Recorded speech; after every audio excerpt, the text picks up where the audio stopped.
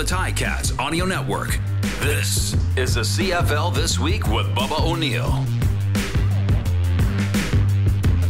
A battle of the undefeated, injuries, coaches on the hot seat, and a rough play situation for a Roughrider that has everyone talking. This is the CFL This Week. I'm your host, Bubba O'Neil. Thank you for choosing us here on the Ticats Audio Network. This week, two brilliant co-hosts join me from TSN 1260. He covers the Elks, the Oilers, and everything that's Edmonton. Say hello there, Jason Gregor. How you doing?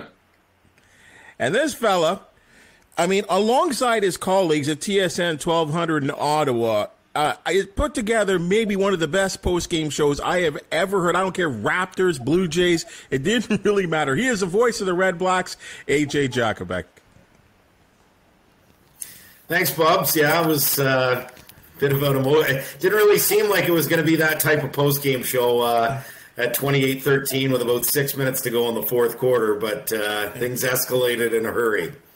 Hey, they certainly did. Right down to the phone calls. It was spectacular radio. Let's get right down to business, fellas. Hey, the CFL are investigating Friday night's ejection of Roughrider defensive tackle Garrett Marino for a late hit on Roughriders quarterback Jeremiah Masoli, and his actions while walking off the field, well, for some, they are epic.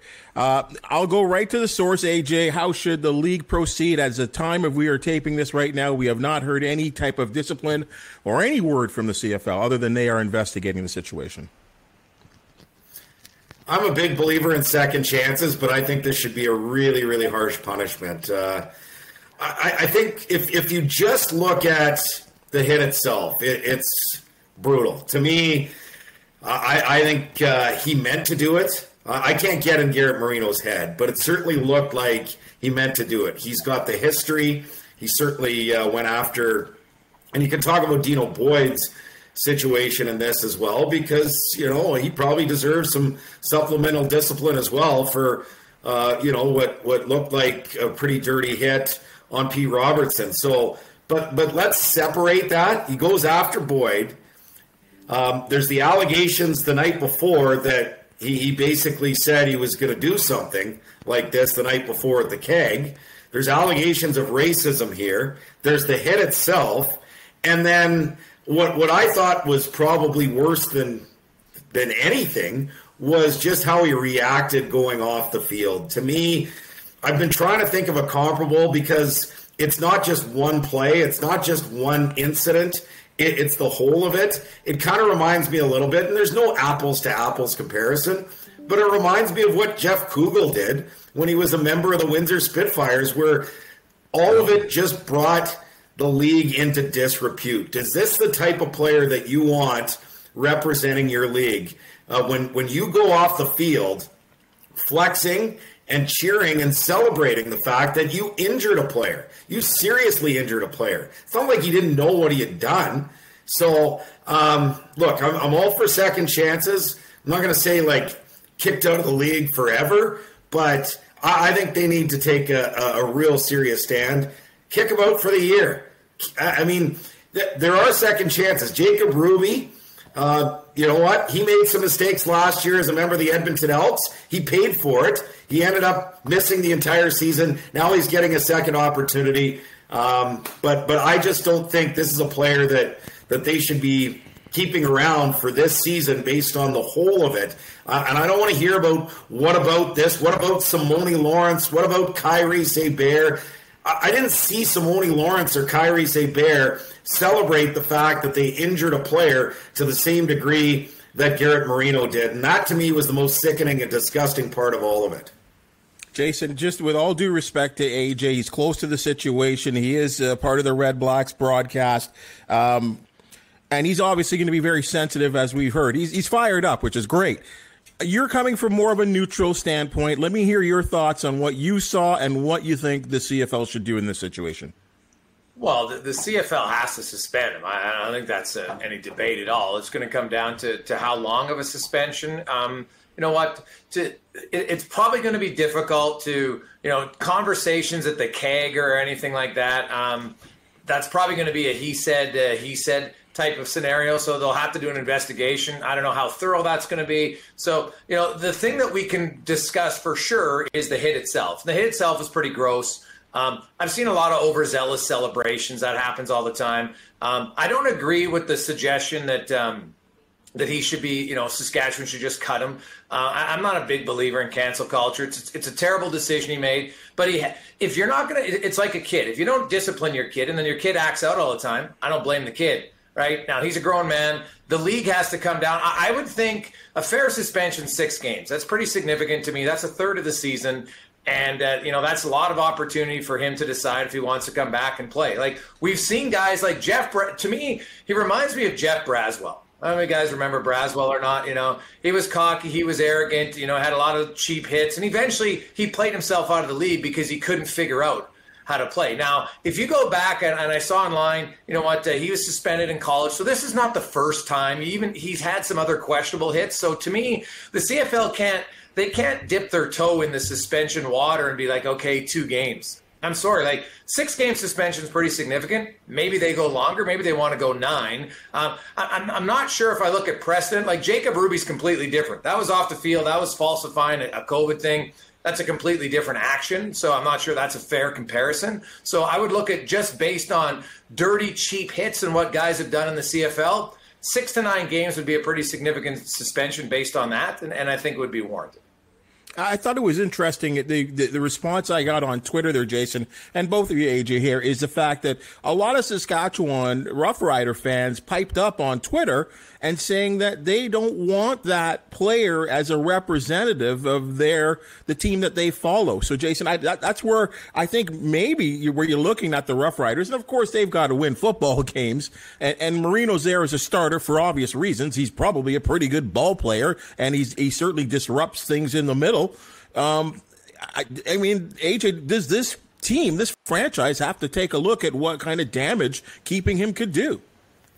Yeah, and just I'm not using Jacob Ruby as a comparison in terms of what the suspension should be. I'm actually using Jacob Ruby as a comparison to say he made a mistake. I don't want to see him banned for life from the Canadian Football League. I'm using that as a comparison to say this is a guy that at some point, should be able to redeem himself and get a second chance. I just don't think it should be this year. So just to be clear on that point, I get it. It's not an apples to apples comparison. In terms of what Saskatchewan can do, I mean, I don't know. I wouldn't want that guy on my football team. Here's the thing. I try to listen to players when it comes to this. There's 2 sides of it. There's the endangering other players in the league part of it, and then there's bringing the CFL into disrepute part of it. And when it comes to the first part, I try to listen to players. It's funny, we had some pretty good debates on our radio station. We've had some pretty good players that have helped us on our broadcast, ex-players, Mitch White being one of them. I remember Mitch White talking about Simone Lawrence and Zach Collaros, and there are some ex-players that were taking Simone Lawrence's side on that and saying, look, it's a bang-bang play and that sort of thing. Find me some players, ex-players, current players, whatever, that had nothing to do with that game. Find me some that were taking Garrett Marino's side. And so when you hear players like Trevor Harris, who won't even mention him by name, the players in the league don't want to play against a guy like that. And quite frankly, if you're a member of the Saskatchewan Roughriders, if that happens, it's going to put a target on some of your players as well. So, I mean, I'm not going to tell the Saskatchewan Roughriders what to do. That's up to them what they want to do. But I know what the CFL should do. 6-9 games, you know what? It wouldn't. I'd like to see them done for the year. I would. 2 or 3 or 4 would seem like a slap on the wrist to me. And again, it's not just about the hit. The hit itself, that's probably worth 2, 3, 4 games in itself. But it's bringing the Canadian Football League into disrepute. And there's some players that have had overzealous celebrations in the past for sure. But this is a player that you knew that you injured. He's down on the field, and you're going across the sideline, flexing with your helmet in the air the entire time. I also think, I get what Saskatchewan did and not making him available after the fact. Maybe if he has a tearful apology after the fact, But he certainly didn't seem like a guy that all of a sudden was going to have a tearful apology until he realized that, oh, maybe this is going to hurt a game check for me. So I don't know. Like, to me, suspend him for the year, deal with it later. If he wants to come back, if he wants to redeem himself after that, that's great. But I don't think you can put this on the Saskatchewan Roughriders. This is the CFL that has to step up and make a pretty tough decision here. Guys, we hear a lot about this on the National Hockey League. Jason, should the length of injury time that Masoli sets out, which were reported at TSN's hearing at about 10 to 12 weeks possible, should the length of the injury have anything to do with the length of the suspension, Jason? No, because what if you cheap shot a guy and he luckily doesn't get hurt? The cheap shot is just as malicious, and the guy, you're lucky he doesn't get hurt. I've never really bought into that because, sometimes we've seen plays where, a guy can tear up his knee and it's not even a dangerous play and the guy's out for the year. So I've never been one to want to match that. I understand the rationale behind it, but however, the minute you set that precedent, what if, let's say, he does this exact hit and Masoli's out a week? Then he's only getting a 1-game suspension? People would freak out. Like, the hit in itself, the action, and AJ's right about the post-game or the post-hit celebration, right? None of it looks good. But if Masoli somehow would have magically only been injured 1 game or 2 games, I don't think anybody would be like, well, now he only gets a 2-game suspension. So I think that people only think about that when it's a long-term suspension. They don't think about the times when you make a cheap shot, there's no injury, and then the guy's going to get off. So no, I wouldn't put that into play. Last one to you here there, AJ. There was I guess what I would say is a very spirited one-way conversation between both head coaches in La Police and Dickinson at the end of the game. I don't know if you've talked to Coach La Police since. I mean, do you know what was said there? It did seem very one-way. It had to do with, it obviously had to do with the incident itself. I don't know exactly what the words were, but it was quite spirited across the field, too. Bob Dice, who's a pretty passionate guy and the special teams coach of the Redblacks, was yelling at Craig Dickinson as well. So, yeah, there's going to be a lot of emotions. It reminds me actually of 2015 a little bit. Simone Lawrence with a low hit on Henry Burris, and Jason Moss looked like he was ready to come and fight Simone himself from the sideline. So that, people are going to get heated. I don't think that's going to carry over. The other thing that I'd like to say on this is, obviously I know Jeremiah. I've got to know him a little bit over the course of training camp and the start of the season. And I feel for him. I feel for his family, and especially someone that has come off some serious injuries here. So there's that part of it. But, let's be honest, Ottawa's done with Saskatchewan. It's not like for a team that's 0-4, right, that probably needs, A, to get their own house in order, but B, to get help. A suspension, the longer he's suspended, the less it benefits the Ottawa Redblacks, right? I mean, let's be honest, they don't play them anymore. So this is not about what's going to benefit the Ottawa Redblacks or anything like that. This is, my position completely is about what's good for the Canadian Football League. And I'd say the same thing if I saw somebody else do this in a game that Ottawa wasn't involved. To me, this is just a bad look on the Canadian Football League. The only people I've heard defending him, and that's fair. They're fair to defend him. I'm not going to crap on these people that have defended him, but the only people that have defended him are in Saskatchewan or are Roughriders fans. I've yet to hear anybody, whether it's a pundit, prognosticator, an ex-player, current player, whatever, say that doesn't have some sort of tie to Saskatchewan, hey, you know what? You have to look at it from this way. And again, I've heard that in other instances in past incidents, most notably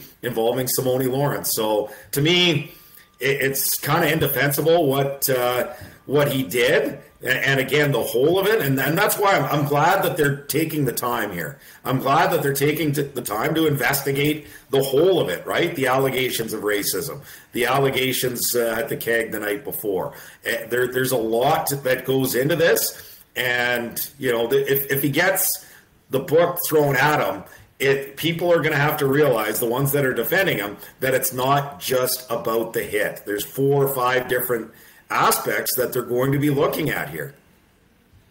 Let's take a look at the broad picture if you're a Red Blacks fan and, of course, supporter, especially in the East. Ottawa's loss to Saskatchewan dropped Paul LaPolice's head coaching record career to 19-43. Now, will a loss to Hamilton, a couple of 0-4 teams battling each other at Tim Hortons Field on Saturday, will that force the Red Blacks, Jason, to make some type of change here? Well, we already seen one coaching change. I know we'll probably get to that later, but that wasn't a real shock to me. But, it's funny how Paul LaPolice, his record as a head coach might be deceiving. What is it, 1943, I think? So it's obviously not great. It's funny. I think Ottawa was a team that most people thought would be better to start the season, same as Hamilton, and they just haven't got off to the starts that people expected. So it's early in the season. The one thing about the CFL, man, the BC Lions won the Grey Cup once when they started 0-5, right? And they figured it out. Now, losing Masoli is going to put a huge amount of extra pressure on. But so let's say you fire the head coach, Paul LaPolice. Who are you replacing him with? And is it going to be any better? Honestly, all right. So I think this injury makes their season even more challenging. Now, it might unify their team. Who knows? Weirder things have happened where you get a new rallying cry. But I would probably err on the side of not making a rash decision, 5 weeks into a CFL season. If I'm in Ottawa, that organization's being fairly patient, right? So I would be a little surprised if all of a sudden they made a coaching change. AJ, there's all this talk. I mean, I've heard a couple of things, a couple of your people on your station talking about the sightings of Mark Trestman around town. I don't know. Does that carry any weight? Should Paul LaPolice be looking over his back? Yeah, was he really in Ottawa? I mean, I saw somebody tweet about that. I thought it was a joke, though. So, I could be dead wrong on that. Maybe unbeknownst to me that Mark Trestman was in Ottawa, but I'm pretty sure that was just somebody joking around on Twitter. I actually seeked it out after you had mentioned it. And, anyways, I kind of feel like, look, they're 0-4. I don't want to judge Paul LaPolice based on what he did a decade ago in Winnipeg, where, one of the years they made it to the Grey Cup, right? So I guess you could a little bit, but I'm just judging him by what he has done as coach of the Ottawa Redblacks. Last year, they didn't have the talent to get the job done. They finished 3-11. Now there's a lot more pressure because I think there are the excuses, right? Now you're starting quarterbacks down, but I think the 0-4 start, and especially the way they played the last couple of games, to me, first couple of games, they probably deserved a better fate, but your record is what your record is, right? And in the end, they couldn't get it done against Winnipeg, even though they're the better team in, a significant part of those two games, but they didn't turn enough yards into points and lost those two games, lost to BC, lost to Saskatchewan, both well-deserved losses. And so here they are at 0-4. Especially in light of the circumstances, now you're going with, likely Caleb Evans here this week. You got Tyree Adams, who's never even played a regular season game, that'll back him up. To say that, a loss is going to cost him his job feels that feels a little rash to me. But can I throw this in, though? It does seem like you talked about the two really competitive games against the defending Grey Cup champions, but it does seem like this team kind of slipping a little bit in the following losses. Is that fair? I think and look, they played two good teams, right? They haven't played a team in the East yet. They haven't played Edmonton yet. But at some point, you have to win some games, right? And you have to show that you're improving. And you're right. I think part of it is definitely injuries on defense. Like they were missing, three key guys in the secondary and a linebacker as well. And I think that showed as the game wore on against Saskatchewan. It showed to be a bit of a concern back there when you're missing Money Hunter, Patrick Levels, Frankie Griffin, and Abdul Kenna. So, but I don't want to make excuses here. They're 0-4, and they need to find a way to turn this around, with or without Jeremiah Masoli. And for the next 10 to 12 weeks, it looks like without Jeremiah Masoli. So I want to give Paul LaPolice a little bit more time. I don't know if mid-season firings make a lot of sense in the Canadian Football League. I do think you've got couple people that are capable, if you decided to go in that direction within the organization, in Bob Dice and Mike Benavides, of taking over on an interim basis. But then what do you do with the offense? And we've already seen this. We saw in 2019 when Jamie Elizondo left the team late, they weren't able to get a proper coordinator to come in, and the season was a complete disaster offensively. So I'd like to give Paul LaPolice a little bit more time here to get things turned around, but it's certainly not going to be an easy task given the fact that they've lost QB1. You know, making a change to the head coaching position during their bye week last week. And, Jason, you talked about the shock that you are. I think we all were across the Canadian Football League. The Montreal Alouettes say bye-bye to Khari Jones at 1-3, 18-18, I believe, as a head coach. Did he deserve a longer leash? Well, I actually wasn't that surprised. I thought the minute Machocha was named the GM that there was going to be a coaching change mid-season at some point if the team struggled. So I wasn't shocked by that at all. Now, I did appreciate Machocha's honesty when he said, hey, the reason the coaching change was made was he felt like the team's discipline was a major factor. Okay, so we'll see if that improves. What does that mean? What does discipline mean? Well, on the field or off the field? Yeah, well, he was basically, he talked about they had the scuffle on the sidelines, and he was saying he didn't feel like the coach was able to control his players. He tried to maybe say it more politely, but that's what he said. Now, we can debate if that's true or not, but you know what? Khari Jones, I'm a little surprised. Like, I'll say this: I don't think he'll be out of a job very long. I think he'll have a coaching opportunity. I think he won't coach this year because you know what? He's not going to get a head coaching job, and he's still getting paid by his head coach. So why would you take an OC job that's going to pay you less? So you know what? Next season, I think he'll be back. It's like anything. I thought it was a little early especially because you look at AJ talked about Ottawa. Now Ottawa is different because they have stability at the quarterback position. Montreal wasn't. They didn't have stability at the most important position in the league. So if you don't have stability at QB, it's really hard to win, right? And even when you do, sometimes you don't win. But you can change the head coach. Is their quarterback situation suddenly going to be more stable, right? Like what are they doing with Vernon Adams, right? Like that's a big question to me. So I got to see how Montreal responds here moving forward, right? It's like anything. Coaching change can be an easy decision. Is it the right decision? Time will tell. But I wasn't surprised. I just had a sense that Machocha wanted one last chance to coach in the CFL. Do you feel the same way, AJ? Yeah, well, Jason knows. I mean, I spent a lot of time in that market. I'm from Edmonton. I was there when he was last in the Canadian Football League. So as soon as he was named general manager, I knew at some point he was going to put his own stamp on things. And so not surprised at all that he's taken over for the rest of the year as head coach. Do I think it's the right decision?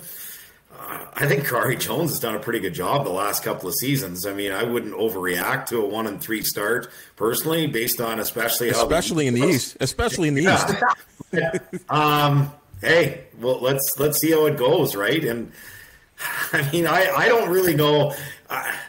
Taking this into maybe a bit of a different direction. I mean, where does the East go from here, right? I mean, you got Toronto; they're fighting on the sidelines every second week. Ottawa's 0-4; they lost their starting quarterback. Montreal, I mean, you've got pressure right from the top, where ownership has basically come out and saying, well, what would be acceptable to me? 14-4. Okay, well, I guess you only have to go 13-1 the rest of the way. And Hamilton still seems like, to me, the best bet to win the East, and they're 0-4 out of the gate, and they lost 2 dreadful home games, right? I mean, 21-point lead that they lost to Calgary, and then blowing it at the end against Edmonton as well. Like, I would say, if you were to ask me today, okay, who are you betting money on to win the East, I'd say the 0-4 Ticats right now. So it's wild. 2 of these teams are going to be in the playoffs. I think all 4 teams are capable, and the one thing that we're seeing in the East-West games, all the games have been close. They just can't win the close ones, right? All these teams are finding ways to lose right now. So we'll see how it shapes out. But right now, the East, I mean, wow, it's a bit of a mess, and it's not just on the field. One division, CFL. Hello, one division. Well, hold on. Expand on that. Like, why don't we have one division in the CFL? Everybody basically plays each other the exact same amount of games. It's asinine. Like, really. Well, you know what? You know what? If they, you know what's asinine is the fact that scheduling drives me up the wall. It's the second straight year Saskatchewan doesn't come to Ottawa. So it's actually the third year in a row because they haven't been to Ottawa since 2019. Ottawa hasn't been to Calgary since 2019. Imagine, like, Saskatchewan's the best draw in the league, and you can't even get them into your stadium because of scheduling. And I get the fact, hey, you know what? You want to do unbalanced scheduling, fine. I don't love it. I don't think we need to see 10 games against Toronto, Montreal, and Hamilton, but so be it. That's what we get. You want to maybe promote rivalries, cut a little bit of cost. I don't really know how much cost you're cutting if you're chartering, whether you charter to Hamilton or BC, okay, you save a little bit of money on gas. But, I just feel like they should probably bring that part of the equation back into it. I'll say this, and I've said this forever, and if this year, maybe this is the year that's going to change my mind. Once we see two teams from the same division in the Grey Cup game, that's where you can tell me that it's time to happen. But it hasn't happened yet. We've never seen a crossover team at number 4 come east and say, you know what, it's more beneficial for us to go east than it is to stay in the West. If that happens as the 4 seed, and maybe it happens this year, maybe this is the year, then I'll talk, then I'll listen. But in the end, I still like the traditional component of East versus West. East has to find a way to get better. I thought this was going to be the season that the East was going to be on par with the West, and it just hasn't happened that way so far. So, but beyond that, I'm not a big proponent of one division. The crazy thing to me, I think when you do look back at this at past history, and it's no doubt the West is always the best during the regular season, but the Grey Cup games seem to tell me that it's more of an even split there, Jason, which is the strange thing to me. Well, yeah, that's a one game, right? Like, you're going off of one game when you look at a basis of a whole regular season that has 18 games. And so it's the old adage, any game, anything can happen, right? So I understand that completely, right? And in the East for the crossover, all you can do is win. You can be, 8-9, and all you got to do is win one home game, right? Put the top team in the East on the road against the 4th team in the West and see if the results are different, right? So there's still a significant advantage when you have home field advantage. You're not traveling, you're coming off a bye. Like, everything sets up for the team that has an average or losing record to still be successful. So we would need to see it happen where you would go 1 versus 9 to make an accurate comparison over the two. And until that happens, and I understand why they're skeptical of it. I get all tradition and everything else, but tradition is tradition. At some point, you got to look to say, okay, this has been handled way too long, and it's not like you're seeing any different. So, does the benefit would be, does the 3rd place team have the choice to cross over or stay? That should be if we're going to do anything, that would be the first step, right? Like, you're giving the East the worst team out of the 4 in the West. Let the 3rd place team on the road have the choice to say, you know what, I'll go East and then I'll still be on the road for 2 games, or I can go West. I would. That's when I think the conversation would be much happier to do. I don't think the league will ever do that either, but. And it might be moot once they get to 5 teams, if they ever do, in the East, and they get a team in the Maritimes, and it's 5-5. And that would possibly change it. But it's frustrating when you see, like right now, and close games, whatever, they're not winning. And right now, the East, the record of the East teams is a joke compared to the West. Like Edmonton would be competitive in the East, guys. I think that says enough. One more on this. You, AJ. Yeah, just in terms of the business angle, and I know in 2016, like, Ottawa beat Edmonton in the Snow Bowl to end up getting to the Grey Cup. And yeah, I mean, a lot of people bring that team up. In the end, they're 8-1. They sat everybody for the 18th game of the year because, strangely enough, at 8-1, they had already clinched first place in the East, right? But that team, I mean, it was such a weird season that year.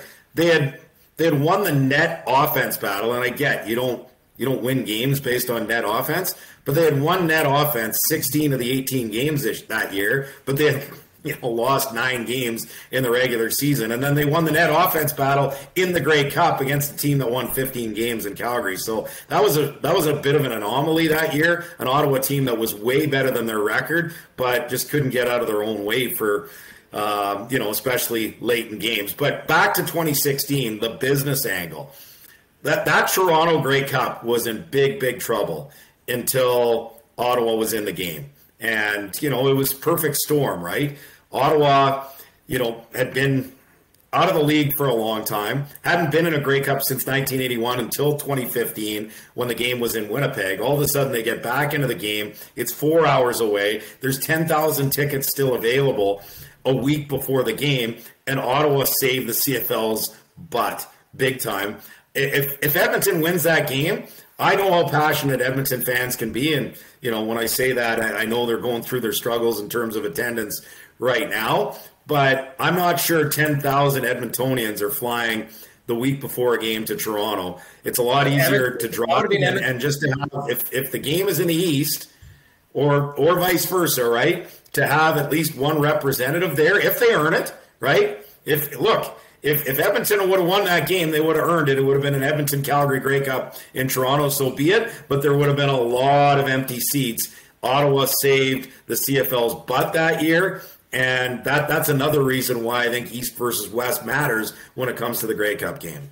Well, I will say this. If it was Edmonton-Calgary in the Grey Cup, a Battle of Alberta you'd never seen, there would have been not only Edmonton fans traveling, more Calgary fans would have traveled just because they would have wanted the opportunity to see them beat their rival because they never met in the Grey Cup. So I think it's still, that would have been, now if it was Calgary, BC, maybe not the same, but it would have been Calgary, Edmonton. That would have been, just like if you ever have, if Toronto and Hamilton ever played in the Grey Cup, in Saskatchewan or in Edmonton, I think you'd have a lot of fans traveling because it's something they've never seen. Wow. Guys, Elks quarterback Trey Ford, he suffers a significant, what we're calling a collarbone injury. Could be sidelined for multiple weeks. Looked like the future was now when it comes to this kid. Chris Jones is named. Taylor Cornelius, the starter. You got Nick Arbuckle there. Kyle Loxley appears to be kind of the gadget guy. Does a deal need to be made, or is that just going to play itself out, Jason? Well, it's funny. Taylor Cornelius, the guy's got a cannon of an arm. He actually looked pretty good down the stretch last year. He didn't. It was almost like they decided, okay, we're going to go with Arbuckle, even though clearly the coaching staff doesn't have a ton of faith in him. And then they went with Trey Ford, and I understand, right? That Trey Ford's a very intriguing athlete to look at, but. You know what, Cornelius right now, the trade that might happen is, we were talking about Montreal earlier, where they eventually say, hey, you know what, you guys don't like Arbuckle. We're not really sold on Vernon Adams, although they might be. I'd still be a little surprised if he didn't get another shot, but that's the only trade that's realistic. I don't see any other trade that's going to possibly help Edmonton. And so, Cornelius at least was here last year. The guy can throw the ball. See, there's no question about that. He doesn't have the athleticism of Ford. I'm not sure any quarterback in the league does. But that's who they'll go with. Edmonton's they were a bad team last year, and they revamped a lot of their players. It's rare in the CFL that you can just turn things around quickly from going from a bottom feeder. I know a lot of people were high on Jones, but he didn't turn it around instantly in Saskatchewan either because it's really hard to do. So you're bringing in guys on the defense that you want to play his style of defense. He's very direct in how he plays defense. And you know what? It worked. They've had one good defensive game really against Hamilton. The rest hasn't been great defensively. So they got a lot of holes there. And, offensively, Nick Arbuckle, when he's in, guys, he's just an interception machine, right? He's got 8 picks already this year. It's just way too many. So I get why they're going with Taylor Cornelius, but is it going to solve the Elks got a lot of holes to fill. And I don't know if the quarterback can stop all of them. He only has 2, unless he's doing 10 fingers in the boat and he's plugging every hole all at once. I don't see right now how it's ultimately going to make that much of a difference. AJ? Yeah, I think I'm with Jason. I think this is a long-term proposition here when it comes to Chris Jones and this group. It's not like Ottawa, for example, where, you came off back-to-back 3-win seasons and this fan base had hoped that they were going to turn it around and make the playoffs right away. In Edmonton, I think everyone kind of knew that this was going to be a rebuild for the long haul, kind of maybe like what BC did last year, bring in some new faces, have them get acclimatized to the league and hopefully compete for a playoff spot or more next year. So, I think, look, if the price is right on Vernon Adams Jr., it would seem to make a lot of sense for both sides. If Montreal is going to go with Trevor Harris, to have someone making, starters money doesn't really make a lot of sense from a Montreal standpoint, to have Vernon Adams Jr. sitting there when you can move him to a team that could use him. But it has to make sense for Edmonton as well, right? I mean, I don't know if you want to be giving up your first-round pick when it's going to be, probably first or second overall this year, right? So we'll wait and see what happens. But in the end, I do think this Edmonton team with Chris Jones, the things that you see with Chris Jones teams, they get better over the course of the season, especially on defense. And I think this team's going to be probably a tough out come the second half of the season. But, right now, they obviously still have a lot of holes to fill, and quarterback play is one of them. They're just trying to get a home win, guys. It's been over 1,000 days since they've won a game at home. And wow. You think about it, they had Saskatchewan in for the home opener. They've had Calgary, and the fan base in Edmonton right now. This is a real organizational on-field issue, but off-field. Victor Cui has a tough job to bring back some excitement to that, and it always helps when your team's winning. Make no mistake about it. There's very few fan bases that consistently are going to be like, "Whoo, this team's losing. Awesome, let's keep going." They've done some things. If you're 12 and under, kids get in free to games the rest of the season, but they've got to build a winning culture, and they've got to repair a lot of things to fans in Edmonton, and I don't think it's going to be a quick fix. They're going to have to be very patient. If they try to chase a quick fix, I think they'll just be chasing their tail. But Jason, on that point there, the Oilers had, just tremendous, lengthy years of just nonsense, quite honestly, and changing coaches and general managers, yet they seem to have revived that sort of interest in sort of the city of champions. Is that possible in Edmonton right now? Well, hockey and football are very different, of course. I think the Elks has been a long, gradual decrease of their fan base, right? It was one where I think they try to turn a blind eye to it. They were always, we got an older fan base and that's okay. And, lots of things that they did with their old broadcast partner, limiting other people from advertising in the stadium was just, archaic thinking. And I think it's multiple, we're talking decades of thinking, hey, our fan base is loyal and good, and watching it age out and really they haven't done enough. I'm not saying they were completely oblivious to it, the previous regimes, but I'm not sure they went about it the right way. And so now it's, Victor Cui at least seems to have a plan, and it's one that's not going to be quick. You to win back fans or to gain interest from new fans isn't just something that happens overnight, right? Hockey's a little bit different. It's a passionate, even look at Saskatchewan, which is a football bed. People forget, for many years in the 80s and 90s, the Riders, they almost died, they were dead in the water, and football's their basis. That's everything. You're more football first than hockey there, and even they went through bad times. So I think this is going to be one where it's going to be a long haul. Now, the Elks got a lot of money in the coffers from over the years, so that's maybe their one benefit, that they can absorb a little bit of losses. But ultimately, you got to win games eventually, right? You can do all the right things and have all these great promotions, and you'll get people to come to one game. But when the team loses and gets spanked every game, they're like, well, that wasn't really fun. It's always more fun for a new fan or a fan coming back again after years away to see wins than losses. And when you haven't won, and I know that I understand there was a year without football, right? So I know the 1,000 days is a little bit skewed because of it, but it doesn't change the fact that they haven't won a game since August of 19 at home. And guess what? Their next home game is, guys, against the two-time defending champion Winnipeg Blue Bombers. I don't think they're getting a win in their next home game either. Sorry, go ahead. Yeah, just to add to that, a couple of things. I see it here, right? Ottawa's lost 16 of their last 18 home games. So I know exactly what the feeling is. And you wouldn't believe how many people come up to me and talk to me and say, you know what? And especially because they've been so bad offensively. Last year, they were one of 6 teams all time in Canadian football history that wasn't able to average one offensive touchdown a game. They had 13 in their 14 games, right? And people would just come up to me and say, I just want to see some touchdowns. Yes. Like I just want to see them be competitive, right? So it's that bad. Yeah, it's hard when you don't win at home. And this team, like since 2016, even they won 2 games at home. They were actually really good on the road the year they won the Grey Cup. They won 2 games at home that year. So 2017.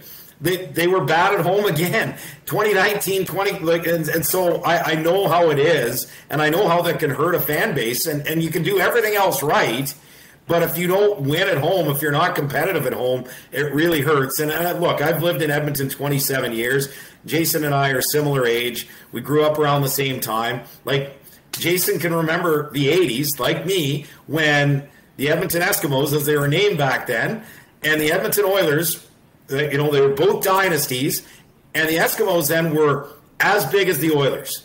And you had one of the best teams in the history of the NHL playing at the same time, and you'd go to CFL games, there would still be 45, 50,000 people there. And so it's eroded over time. It's a little unfortunate. A lot of my friends that I grew up going to CFL games with, I hear from them over text, and they're crapping on the league, and they make trips to go to Seattle and Vegas and Phoenix and all over the United States to watch NFL games now. So, like, there's a real concern in terms of, like, I've been watching Alberta for a while here. Like, everyone's kind of saying around the league, oh, the Prairie Heartland, everything's fine, right? And maybe everything's fine in Saskatchewan and to a certain degree in Winnipeg. But I've been watching those crowds dwindle for a long time in both Edmonton and Calgary.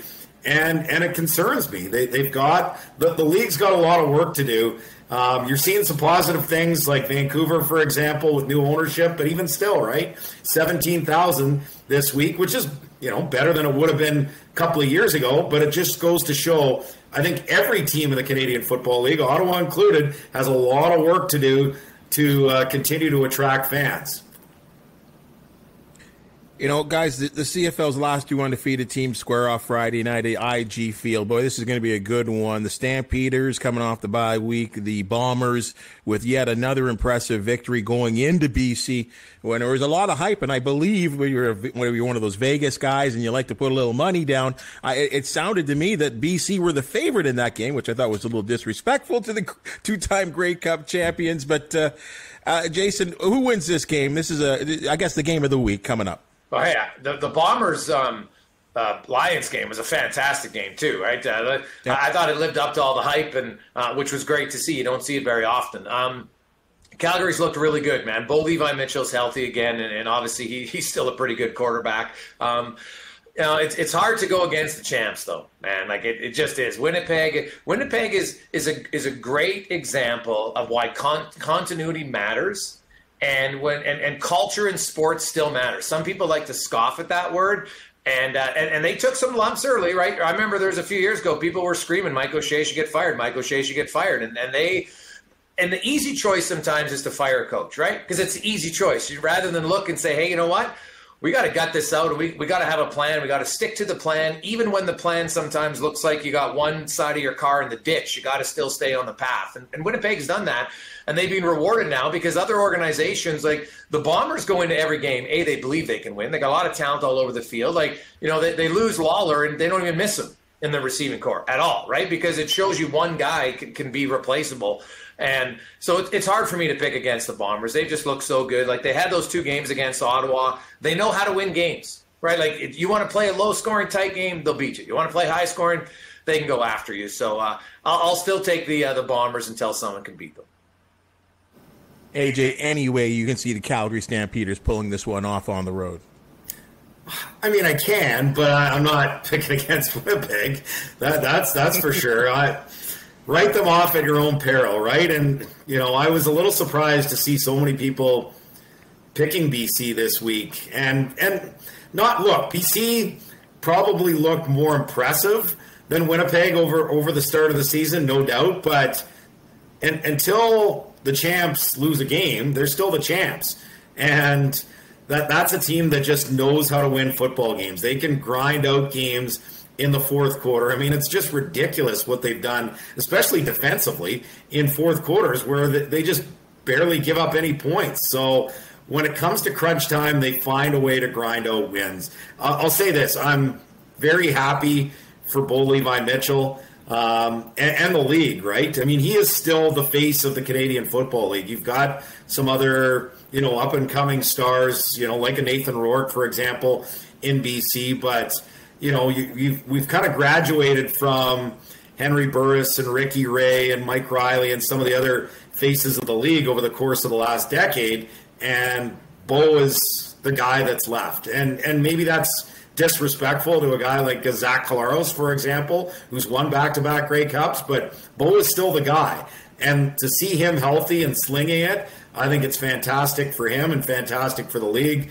But, I'm not picking against Winnipeg until they find a way to lose. And right now, they just seem to keep getting better and better with each and every week. Jason, that's a great point that you throw out there, AJ. I thought in hearing some pre-game and actually preseason conversations, it seemed to me that Bo Levi Mitchell had a bit of a chip on his shoulder. Like he was upset at people for counting him out. And I know you're calling him over, Zach Collaros if he were starting the team. And that Zach's got quite a record as a member of the Winnipeg Blue Bombers. But yeah, it did seem to me that Bo Levi said, you just wait, the best that may yet to be coming. Well, yeah, I think, he's a proud player, but it was fair to wonder. And the questions weren't, does Bo Levi Mitchell have the talent to do it? The questions were, can he stay healthy to do it? I think that was more the question. I don't recall anybody saying, oh, Bo Levi Mitchell, he's not good anymore. It's, can Bo Levi Mitchell be healthy, right? Because a lot of people fell in love with Jake Mayer. Yeah, wow. Yeah, a lot of people fell in love with Nick Arbuckle too. And the biggest mistake you can make is to get too enamored with the quarterback, especially in Calgary, where you can be an average quarterback and their system offensively makes you look good. Now, I think it made some people take Bo Levi Mitchell for granted. But all you got to do is look at what happens when you leave Calgary. Right? How many quarterbacks are having the same success that they had there, right? During the Bo Levi Mitchell time. So, I think, Mayer, Mitchell, one of them, I don't think they're both going to be in Calgary next year, right? One of them's probably going to move on. And if I was Calgary and Bo Levi Mitchell's healthy, I'm not moving on from him. Like, why would I? So I think that, Bo, good for him to have a chip on his shoulder. But it was more so not the chip on his shoulder. It was probably the chips in his shoulder that were the concern, whether or not, he was going to be able to be healthy. Because when he's healthy, he's clearly one of the best still in the league. AJ, it looks like that running game for Calgary, too, really is helping out Bo Levi. That Kadeem Carey really seems to be able to what I like about his style is that when he hits the hole, it's quick and it's fast. And having that running game is going to help any quarterback, I would presume. No doubt. He's a fun player to watch and certainly one of the best, especially with William Stanback out right now, right? Which is, and that's concerning for the league when you've got, good quarterbacks like Masoli, good star players like Stanback that are injured, early in the season. But definitely one of the prime running backs in the league right now. But that Winnipeg defense, they're so with what they've got on the D-line in the trenches, and then Adam Big Hill in the middle. Tough to run the ball against them, so it should be a great battle. Looking forward to it. These are the types of matchups that, you set your calendar to and say, okay, I don't want to be missing this one for sure. Jason, this Willie Jefferson, you can, it's Cameron Wake is a guy that comes to mind to me that, like, it seems like every single game he's making an impact play. It is unbelievable to me how at times he can just totally seemingly dominate a game. Well, I still think he's probably the best defensive player overall in the league. And you just, he's a physical forward, different than Wake, is just so how long and lanky he is. Now, Wake was a different player because he was so explosive off the edge, and then he even went to the NFL and he remained a dominant player for a long time. But Willie Jefferson's you look at certain guys, and I know there was lots of talk, and there's another player who opted to stay in the program, right? And I wonder if Lawler's like, man, you know what? I'm getting more money, but because winning's more fun. Right? Like, winning's more fun. But Willie Jefferson right now, you know what? How do you defend him? right? And that's the thing. Even when he commands double teams, so even if he's not making the play by him commanding the double team, well, now he's making it easier for his teammates. And that's the advantage of having a dominant defensive lineman. Because eventually he's going to get one-on-one matchups, and so usually he'll win those. And then on the other time, when he commands a double team all the time, if you've got other competent guys in your D-line, well, now they're going to take advantage of it. So it's a huge advantage to have a guy like that, on your team. Like Armando Sewell was that for Edmonton for a long time. Now, he didn't have the sack ability, I think the overall athleticism, but his strength was he commanded it inside, and he could cause so much ruckus on his own that it makes everybody else look better. And, to game plan Willie Jefferson, I'm telling you, for offensive coordinators, specifically O-line coaches, and I think it's probably got a complete team effort, like, it's a challenge right now because he's one guy that you almost have to try to game plan against individually to keep him from impacting the game. And those guys are rare. There's not many guys that you have to say, we have to game plan to try to eliminate him or at least contain him defensively. AJ, reminds me, and I think we're all kind of in the same age group here, and this guy won a number of Super Bowls going to the National Football League with the 49ers and Cowboys. Does he remind you of Charles Haley to me? Yeah, no, that's an interesting comparison for sure. So, I mean, he's just part of the thing with Willie Jefferson is just at 6'7", right?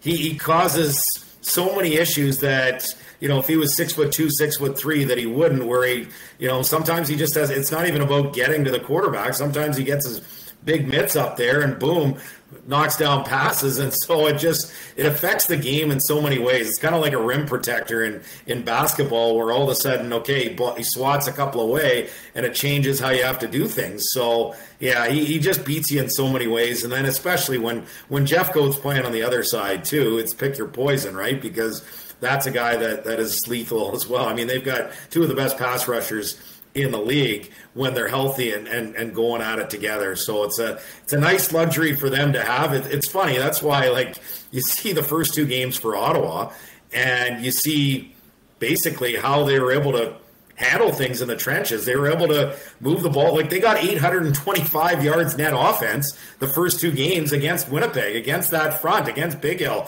against, so definitely some losses in the secondary, but that's why, for me, it was such a bright start to the season for Ottawa, seeing just how well they played, even though they weren't able to get a win. And funny how things turn, right? You get some injuries, you lose your starting quarterback, you start to maybe lose a little bit of confidence, and now all of a sudden, here they are at 0-4. But, I digress. Winnipeg, even though it took them a while to kind of get looking, and maybe not too long, but I mean, here we are four games into the season, and for them 5, and they're back looking to exactly how we expected them to look coming off the end of last season, which is good for the league, right? I think it's good to have a team where everyone says, okay, you know what? That's a team we want to go and pay money to see that team coming in, because this is what really good football looks like, and it's a measuring stick game for everyone that plays Winnipeg. So always good when you've got a team like that like Tampa Bay in hockey the last few years, like with Golden State in basketball, that people want to pay to watch, that people want to turn their television on to watch, because they are a legit dynasty potential in terms of what the Bombers can bring. They can absolutely win a third straight Grey Cup this year, which would be incredible. We haven't seen that in the league since, of course, Edmonton from 78 to 82. AJ, all is not lost, as Jason would attest. As Tiger Cat fans, and here on the Tiger Cats Audio Network, we're facing a rookie quarterback in Trey Ford, and we lost a football game. So all may not be lost when you guys come into Hamilton this week. Guys, just primetime performance by both of you. Thanks so much for joining us here on the Tiger Cats Audio Network and the CFL this week. Fantastic opinions, fantastic takes, and we certainly hope that we can count on talking to you guys sometime a little bit later in the season. Thanks so much there, Jason. Thanks so much there, AJ. Folks, this has been the CFL This Week on the Ticats Audio Network. A reminder, you can catch us on all your favorite podcast catchers anywhere, Apple, Play, Spotify, you know where to catch us. And again, if you like to just see us visually, which, that's a questionable thing for at least your host here, catch us on YouTube. And we remind you to like and subscribe. This has been the CFL This Week. I'm your host, Bubba O'Neil. We hope to see you next week, next Monday, on the Ticats Audio Network. The CFL This Week with Bubba O'Neil. Subscribe, like, and get the deepest takes on Canada's game every Monday.